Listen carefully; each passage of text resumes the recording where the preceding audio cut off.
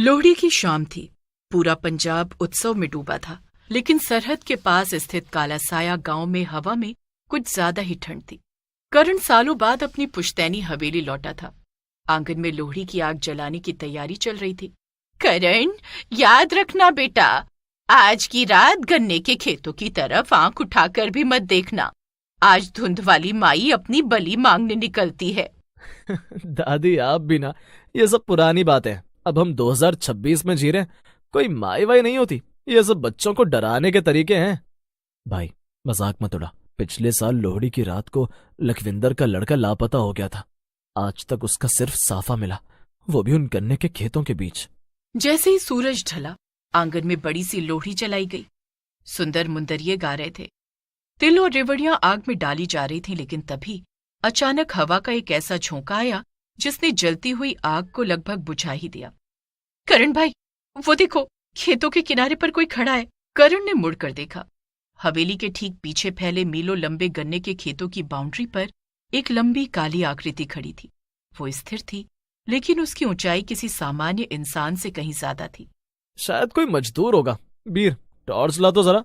नहीं करण, बाहर मत जाना। देख, आग का रंग नीला हो गया है। वीर सही कह रहा था। लोहड़ी की पवित्र अग्नि अब नारंगी नहीं बल्कि एक अजीब सी नीली लौ में बदल चुकी थी। दादी जानकी ने हाथ में गंगा जल लिया और मंत्र बुदबुदाने लगी। तभी एक सिसकी सुनाई दी। यह आवाज करण के छोटे भाई सनी की थी, जो शाम से ही कहीं गायब था। आवाज गन्ने के खेतों के बीच से आ रही थी। करण ने बिना सोचे समझे टॉर्च उठाई और खेतों की तरफ भाग पड़ा। नहीं करण, वो सनी नहीं है, वो आवाजों का जाल है। लेकिन करण अंदर जा चुका था। खेतों के अंदर सन्नाटा इतना गहरा था कि करण को अपनी ही धड़कन सुनाई दे रही थी। अचानक टॉर्च की रोशनी एक जगह थमी। वहां सनी खड़ा था, लेकिन उसकी पीठ करण की तरफ थी। सनी, तू यहाँ क्या कर रहा है? घर चल, दादी परेशान है। जैसे ही सनी मुड़ा, करण के हाथ से टॉर्च गिर गई। वो सनी नहीं था, सिर्फ एक बड़ा सा मुंह जिससे गाढ़ा काला खून टपक रहा था। लोहड़ी की पहली रेवड़ी मुझे मिल गई। वो आकृति तेजी से करण की तरफ बढ़ी।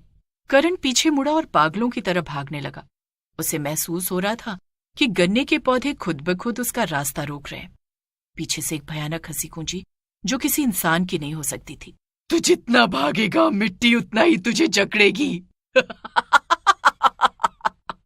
करण ने देखा कि जमीन दलदल की तरह उसे खींच रही थी। तभी अचानक एक जलती हुई लकड़ी खेतों के बीच आकर गिरी। करण, आग की तरफ आ, ये रोशनी से डरती है। दादी जानकी पीछे से चिल्लाई।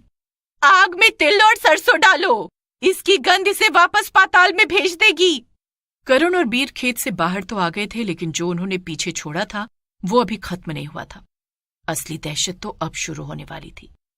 जैसे ही करण, वीर और गांव वाले हवेली के भीतर पहुंचे, उन्होंने भारी लकड़ी का दरवाजा बंद कर दिया। बाहर हवा का शोर इतनी तेज हो गया था जैसे हजारों आत्माएं एक साथ चीख रही हो। करण भाई, सनी कहाँ है? आप उसे साथ नहीं लाए? करण की सांसें अभी भी उखड़ी हुई थी। उसने वीर की तरफ देखा, जिसकी आंखों में दहशत थी। वो सनी नहीं था सिमरन, वो कुछ और ही था। लेकिन असली सनी अभी भी लापता है। अचानक हवेली की छत पर भारी कदमों की आहट सुनाई दी। ऐसा लग रहा था जैसे कोई बहुत भारी चीज ऊपर टहल रही हो। सब लोग इस आग के अंदर आ जाओ, वो हवेली के अंदर घुस चुकी है। उसे लोहड़ी की बलि चाहिए। अगर आज रात हमने उसे सनी नहीं दिया तो वो एक एक करके सबको ले जाएगी। दादी, आप क्या कहना चाहती हैं? क्या सनी अब भी जिंदा है? वो गन्ने के सबसे पुराने कुएं के पास है, जहां पहली बार लोहड़ी की राख दबाई गई थी। लेकिन वहां तक जाना खुद को मौत के हवाले करना है। अब बहुत हुआ वीर, हमें उस कुएं पर जाना होगा। अगर हम डरे रहे तो ये रात हमारी आखिरी रात होगी। दोनों भाई हाथों में लोहड़ी की जलती हुई मशालें लेकर फिर से अंधेरे की ओर निकल पड़े।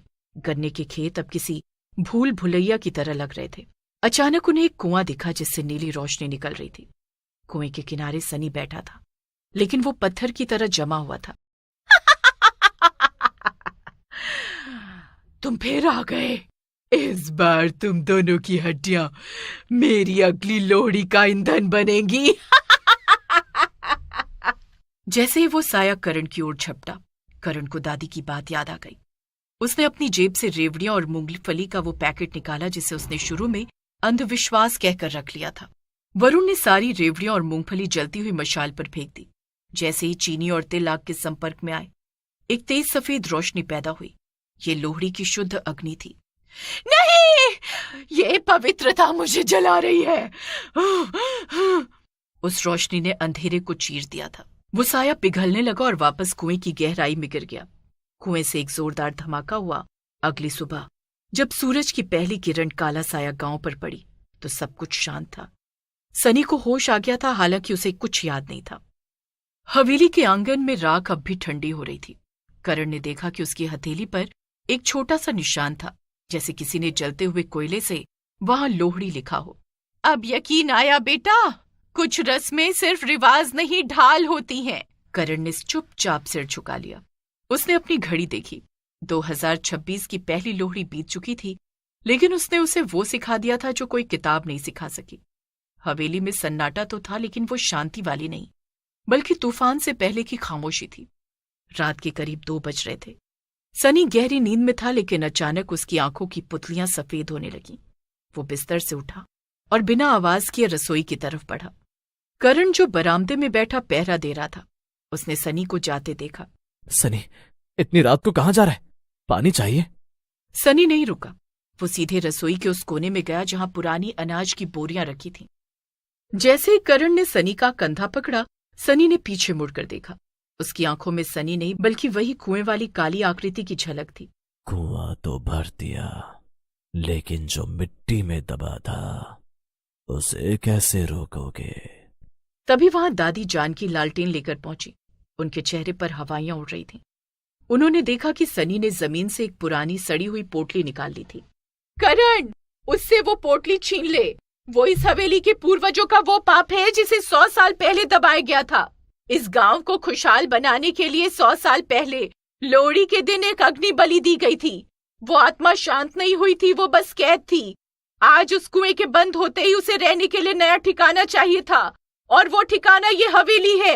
अचानक पूरी हवेली थरथराने लगी। दीवारों से काला धुआं निकलने लगा।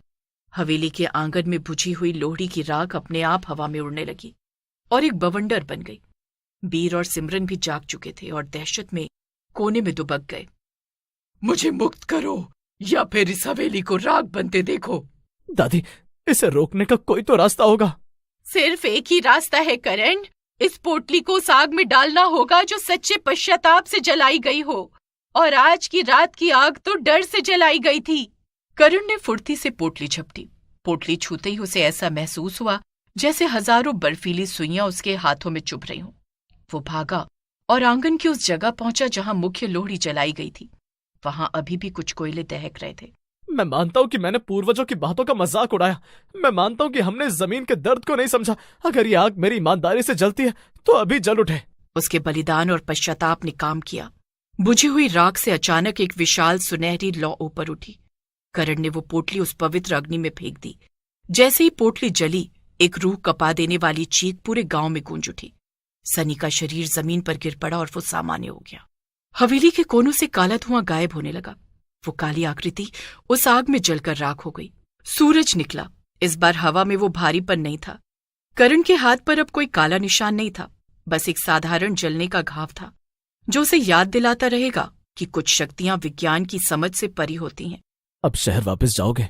नहीं वीर, अब मुझे समझ आया कि इस गांव को आर्किटेक्ट की नहीं, अपनी जड़ों से जुड़े लोगों की जरूरत है। अगली लोहड़ी में यही मनाऊंगा, पूरी श्रद्धा के साथ। काला साया गांव अब सच में रोशनी का गांव बनने की राह पर था।